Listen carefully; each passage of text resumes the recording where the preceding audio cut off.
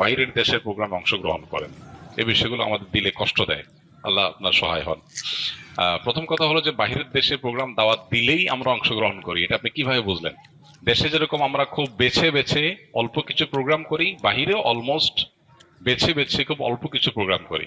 বহু দেশে বহু প্রোগ্রামের জন্য আমাদের কাছে আবেদন করা হয়। একটা দেশে হয়তো 20টা জায়গা থেকে আবেদন আসছে, সেখানে একটা জায়গায় হয়তো আমরা যাই।